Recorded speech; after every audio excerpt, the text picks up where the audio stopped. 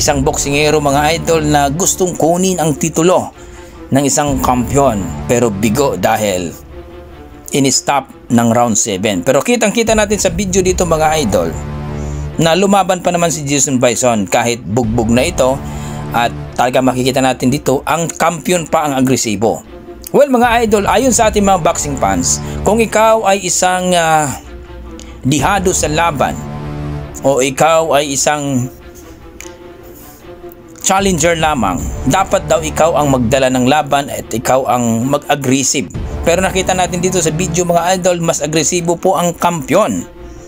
Yun ay hindi nagustuhan ng mga tao rin mga idol. Dapat magpakita daw siya ng kitang-kita na agresibo siya, at kung pwede ay manakdown daw itong Kulyaso.